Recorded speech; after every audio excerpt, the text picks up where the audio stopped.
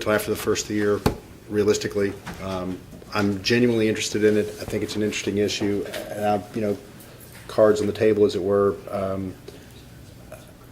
I know Mr. Higgins, I know Ms. Meek, I know Mr. Dwyer, and it isn't personal at all when it comes to this, but I do have concerns about, as Mr. Higgins himself said, this industry itself is suspect because of the way that the paper gets chummed, and that sometimes people get caught up in that press of paper and mistakes get made, and when the mistakes get made and they don't get corrected, the temptation is to keep making those mistakes. And I'll give the example was when I first got on the bench, and I had I don't sign defaults until we have a show cause hearing, and you all know that, till the person who is actually defaulting has a chance after getting a certified letter from me saying, if you don't come in here today, I'm going to have to sign an order that says you lose. 90% of the time they don't show up, but 10% of the time they do. And if they don't show up at that show cause hearing, I sign, then and only then do I sign a default judgment, because I think it's a big deal. If courts hate default judgments, everybody should hate a default judgment. It's not on the merits. So in looking at those early on, what I discovered was that there are reputable firms who do debt collection, and there are firms, mostly not local, in fact entirely not local, who are not. And what they would do is they would take the traditional 25% that they were paid for their efforts, and they would absolutely make up a document to comply with the local rule that says you have to show us how this money was spent. And miraculously, what they would just adjust the hours and the hourly billing rate to come up with the 25%. Well, that's just fraud.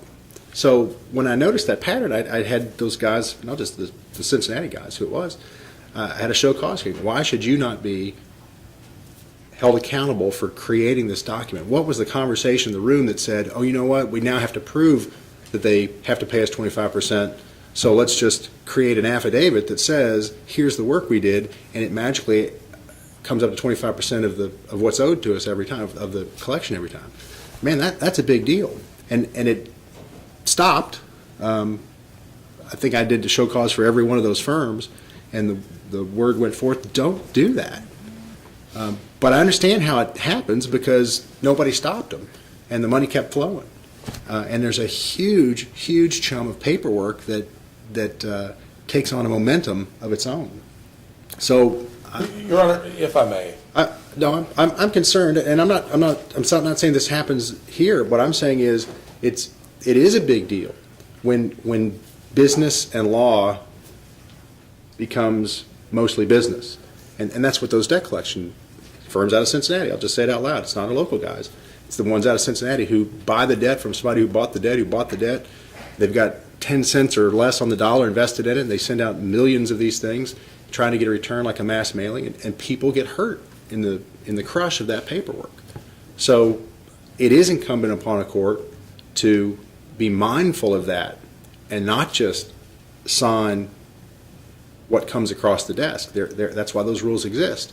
That's why people have to back up what they say they're owed by paperwork that says, here's how this came down, and not like in those other firms that just created an affidavit out of whole cloth that said, doing the math backwards, working back from what we want to get paid, here's how much work we did.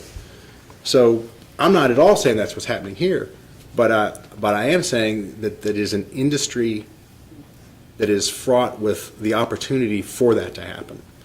And as Mr. Higgins said, there are companies, and there are, I don't even think of them as law firms, they're just companies that where a lawyer is running the show who has a KBA number, who can chum that paperwork on behalf of that company to make money. And it's money driven. It's a dangerous proposition when the business side of the law firm is running the law side. So I'm just saying that out loud because I do take this seriously, as I know you all do, and it's something that everybody who's in this business, even with the best of intentions, and even with the most scrupulous morals and ethical awareness of their ethical obligations still has to be careful about, because it can still happen. So it's something that, like I said, bears saying out loud.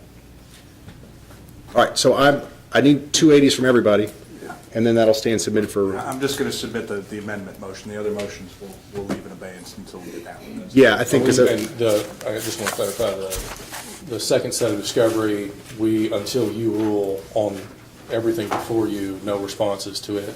Is that correct? is that we objected- specifically class related, or is that? No, it's not class It is. related. This one is specifically related to the Brewer case. I don't see any So basis. why would you not have to answer that one? Our position is that again, that it's all focused. That if I gave you, on- if I granted your motion and said, here's how much they owe, this is what they can pay. I got you. Right. Right, so,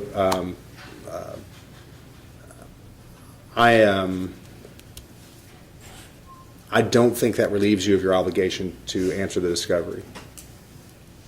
But I will try to put this on the top of at the end of the year, every court does a house cleaning, and so there's like this is it, these four things here, and this one that's about this tall are the things that I've got to do by the end of the year. Yeah. And at some point, I'm just gonna shut me down. When So do you I shut don't want to that? promise you that I can get to anything That second quickly. set's due. Next week. It's by sometime next week. Your Honor, I hate to ask for more time here. If you're ordering the second set of discovery be responded to, which I hear you are, what do you say, 14? Yes. May we have 14 days? Okay, I'll let y'all work that out. Thank you, Your All Honor. right, thank you all, appreciate it.